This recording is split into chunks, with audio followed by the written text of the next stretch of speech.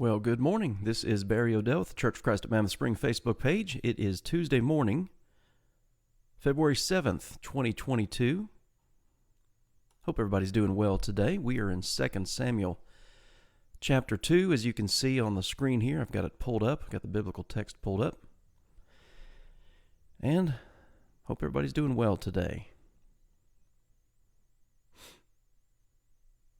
We are looking at the life of David and the progression of his reign as king. I guess you might say, now that Saul has died, as we read in 1 Samuel chapter 31, things are really starting to progress, you might say, for David and his monarchy. So that's what we're looking at. All right, let's see who we've got here this morning. Jean, Anna, Diana, Marissa, Janie, Gail, Lyle, Sheila, good to see all of you guys. And of course, we're also hey, there's Brian. Good morning, Brian. We're also cross-posted onto the nearchurches.com Facebook page. And if you have any questions or comments, as always, you can put them in the comment section on either one of those pages, and I will acknowledge them when I see them. We noticed yesterday David's reaction to the death of Saul, and chapter 2, 2 Samuel chapter, that was 2 Samuel 1, 2 Samuel chapter 2 starts, again, laying out the history, you might say, of the rise of David's time as king, his power. Something I'm going to do here, as we're going through this particular part, because there's so much text here, I'm going to list you the parallels. So we're in 2 Samuel 2. We're going to get through a few chapters today here in 2 Samuel, but starting in about 1 Chronicles 11, you have the parallels. So I'm going to try my best to remember to lay out those parallel accounts for you, because sometimes there is in one passage things that are not contained in another. And obviously there's no contradiction or anything, but the books of Samuel, 1st, 2nd Samuel, 1st and 2nd Kings, those four books, as we have them, lay out both the kings of the reigns of Saul, David, and Solomon under the United Kingdom of Israel. But then the four books of Samuel and Kings also address both sides of the kingdom once it splits after the death of Solomon. When you get to the book of Chronicles, the two books of Chronicles, it deals strictly with the southern tribe, the kingdom of Judah. There will be some instances of things in regard to the northern kingdom mentioned, but the sole focus of the books of 1st and 2nd Chronicles, once you get through the first 10 chapters of 1st Chronicles, which are historical, lineages and things like this, once you hit 1 Chronicles 11, from that point on, it's about David, it's about Solomon, it's then about once Solomon dies, the splitting of the kingdom, and the rest of Chronicles just follows the southern tribe of Israel, which is known as Judah. That's important to know. So my point is, as I'm going through Samuel, 2 Samuel here in particular, I'm going to try to lay out those parallels for you. Sometimes we'll go over to Chronicles and look at something. We may do that today. But anyway, in 2 Samuel chapter 2, you see on the screen here, it's laid out, David anointed king over Judah. Well, again, that's the southern tribe of the nation of Israel. He is told to go up to, notice this, to Hebron. Hebron is a city in the nation of Judah, as we call it. I don't know what that noise was. Anyway, Hebron is south of Jerusalem. If you look on your biblical maps, Hebron is south of Jerusalem. That's where David starts his reign, and we'll notice that. Verse 4 here, 2 Samuel 2 and verse 4, the men of Judah came, and there they anointed David king over the house of Judah, and they told David, saying, etc., you're now king. So, verse 7, now therefore let your hands be strengthened and be valiant, for your master Saul is dead, and also the house of Judah has anointed me king over them. So, David's king. But there's the rest of the kingdom. And that's one of the interesting things. And we see this here with David, particularly in his reign. But then we also see it in other, after the kingdom splits, after the death of Solomon, you're going to see some overlapping. And you're going to have some time gaps. So, for instance, here in 2 Samuel chapter 2, okay, Saul is dead. He's the first monarch of the entire nation. We need to keep that in mind. Going back to 1 Samuel chapters 8, 9, and 10, when Israel requested a king, the first king given to all the tribes of Israel was Saul. Well, now, Saul's dead, and David is recognized, again, 2 Samuel 2, 1 through 7, as king of Judah. But there's still Israel and, you might say, the influence of Saul. I mean, he's been king for 40 years. Okay, so you start reading here in 2 Samuel 2 and verse 8, Abner, the son of Ner, commander of Saul's army, took Ishbosheth, the son of Saul, and brought him over to Mahanaim and made him king over Gilead. So they're trying to perpetuate the throne, let's say, in the family of Saul. The commander of Saul's army makes Saul's son, Ishbosheth, king of Israel. Now notice here, verse 10, Saul's son was 40 years old when he began to reign over Israel, and he reigned 2 years. Only the house of Judah followed David, and the time that David was king in Hebron over the house of Judah was 7 years and 6 months. Now I've noted that the time of what we call the United Kingdom of Israel was 120 years. Saul for 40, David for 40, and Solomon for 40. But in the initial processes, let's say, of Saul's death, okay, that's a major upheaval in a monarchy. Your king dies. What do you do now? Well, David becomes king of, again, Judah. That lasts for 7 years and 6 months. Ishbosheth, the son of Saul, he's the king of Israel for 2 years. So I guess what I'm trying to say is the kingdom's going to split later on, but we see even factions early on, before the official split of northern Israel and southern Israel after the death of Solomon. And even the text goes on to say, as this heading in the text is here, Israel and Judah at war. Well, that goes on for some time. So basically what you have here now is you've got two kings over the nation of Israel. Supposedly, you've got Saul's son Ishbosheth, and you've got David. Well, who's going to come out on top here is the question, because there's at this point in their history, there's one kingdom. There's just the nation of Israel. Well, there's a little contest here. 2 Samuel chapter 2, beginning in verse 12, I guess you might say really down through the end of the chapter, there's this competition, you might say. David has 12 men, and Abner has 12 men, and they essentially meet to, well, as it says here in verse 14, to compete before us. They want to see, based on this little skirmish of 24 men, 12 from David, 12 from Abner, basically, who's going to take over? Well, as you read the text, David's men defeat Abner's men, Ishbosheth, the northern kingdom. Not only that, but then Joab. Joab is like the commander of David's army. Abner is the commander of Saul's army. So we even see, you might say, some contention between those two individuals because they're each trying to be loyal to their side. And, politically that makes sense, you might say. Abner, okay, he sees his 12 men being defeated. He takes off. And this is basically the rest of 2 Samuel chapter 2. He runs for his life, okay? His men have died. Now, okay, basically he's next. So he runs,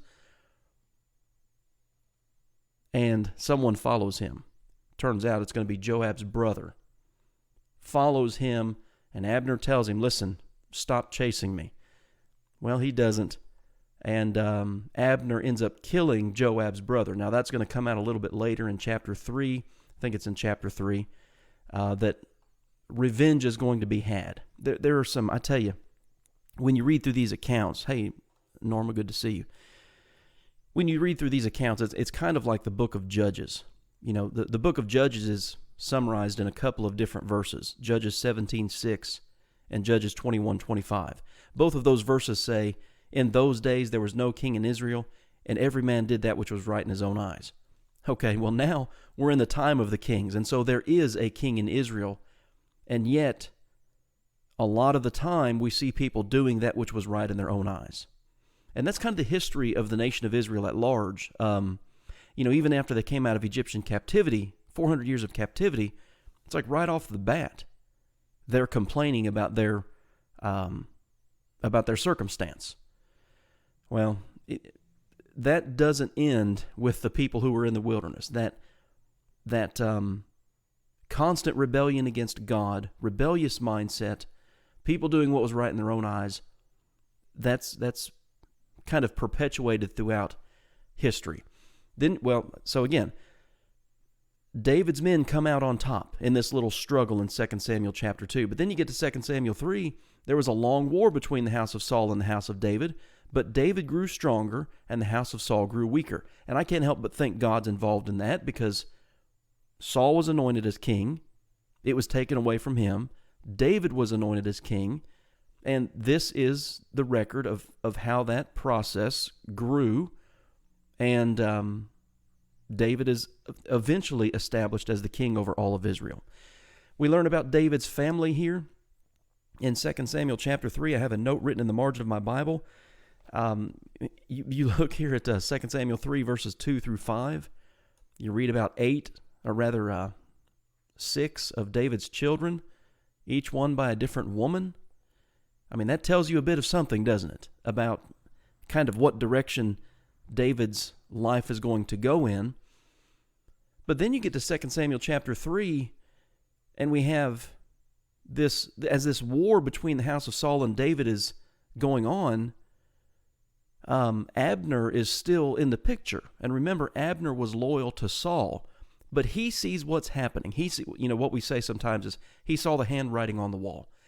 He sees that the hold that Saul's reign had on Israel, that's kind of starting to wane. He sees what's going to happen. So basically, 2 Samuel chapter 3 records Abner, the commander of Saul's army, making peace. Look here, 2 Samuel chapter 3 and verse 12. Abner sent messengers on his behalf to David, saying, "Whose is the land?" Saying also, "Make your covenant with me, and indeed my hand shall be with you, to bring all Israel to you." So now you see an effort to unify the nation of Israel under the kingship of David. It's already been appointed by God, and so Abner takes this step to make this a realization, let's say. David's like, all right, let's do it. But here's what I want. And so this question came up in yesterday's video. What happened to Michal, David's first wife? Well, we talked about that a bit yesterday. I'm not going to go back over that. But as Abner makes this, let's say this offer to David to unite the kingdom under him, he says, I want one thing. You will not see my face unless you first bring Michal, Saul's daughter, when you come to see my face. So they do that. Give me my wife, Michal, whom I betrothed to myself for 100 foreskins of the Philistines. And that's back, what chapter was that? Back in 1 Samuel chapters 18 and 19. That's what I pulled up that reference there. When that took place. You know, Saul was actually trying to get David killed, and it didn't work out. That's how Michal ultimately became David's wife. So you have this effort to, again, unite the kingdom. And I tell you, one character that reappears several times, and not always in a good way, is this man by the name of Joab. David and Abner have made peace. They want to unite the kingdom. 2 Samuel 3:20, Abner and 20 men with him came to David at Hebron. David made a feast for Abner and the men who were with him. Abner says to David, I will arise and go and gather all Israel to my lord the king, that they may make a covenant with you, and that you may reign over all that your heart desires. So David sends him away in peace. Well, here comes Joab. Remember, Abner killed Joab's brother. Joab, in the rest of this chapter, again, he's what I would call a shady character in the life of David. Joab kills Abner. Verse 23. When Joab and all the troops that were with him had come, they told Joab. Okay, he's not ignorant here. Abner, the son of Ner, came to the king, and he sent him away, and he has gone in peace. Now, that's all the biblical text tells us. What was the discussion? How much did these messengers tell Joab about all that had happened? What we are told here textually is that Abner came to David, and Abner left in peace. And that's a pretty accurate summation of what happened. Joab is, I guess we could give him the benefit of the doubt to an extent, because his mindset is, look what he's already done. He was with Saul. He murdered my brother. He came here to deceive you. He just wants to know what you're doing. Kind of like Saul. Saul had spies that followed David. Joab thinks that that's what Abner has done. So he murders him. Verses 2 Samuel 3, verses 26 through 27. And notice this. So that he died for the blood of Asahel, his brother. Ultimately, so far as I can tell from the biblical text, the reason Abner murders, or the reason that Joab murders Abner here is simply out of revenge. And it's like, forget the peace that David has made and the attempt to unify the kingdom under the monarchy of David. I want revenge. And so Joab does that. David's like, listen, man, I had nothing to do with this. I am guiltless before the Lord forever of the blood of Abner, the son of Ner. That's on Joab's head. Joab took it upon himself. And then David, just like he did with Saul, you read the end of 2 Samuel chapter 3, David mourns for Abner. Should Abner die as a fool dies? He was tricked. Your hands were not bound, nor your feet put into fetters. As a man falls before wicked men, so you fell. Joab, when you read the text, Joab kind of took him aside like he was going to talk to him privately and literally stabbed him. We say stabbed him in the back, but he stabbed him in the abdomen and killed him. So you have this attempt at unification, and then here comes Joab and does what he does. And David, when you look at the text here, notice what it says here. 2 Samuel 3:39. David says, and I am weak today, though anointed king. And these men, the sons of Zeruiah, that's Joab, they are too harsh for me. The Lord will repay the evildoer according to his wickedness. Now look at that phrase right there. The Lord shall repay the evildoer according to his wickedness. Earlier David said, my hands are free from this. I had nothing to do with the murder of Abner. So this is kind of a side point here if you are a student of the Bible. Each individual is responsible for his or her own wickedness. We can't blame let's say we make a sinful decision. I can't blame anybody. I can't blame Adam. I can't blame a corrupt nature. I can't blame a sinful nature. I can't blame depravity. The Lord shall repay the evildoer according to his wickedness. That's like, I tell you what, if you want to read a commentary on what the end of 2 Samuel 3:39 means, sit down today and read Ezekiel chapter 18. And that chapter, I think it's like 33 verses or something like that. That is an extended commentary on what David says here. The Lord shall repay the evildoer according to his wickedness. Read Ezekiel 18, no comment needed. Well, I tell you what, let's stop there for today because we kind of move on to some other stuff here, obviously here, 2 Samuel chapter 4. We got another murder. Like I said, there are some things that take place continually throughout the history of the nation of Israel that are just brutal. The biblical text records it, and we study through it, and we try to learn from it. So kind of turn the page here. So I'm going to cut it off here for today. We'll come back tomorrow at 11 o'clock. We'll start in 2 Samuel chapter 4. I was hoping to get further than this, but I don't know. We didn't. That's okay.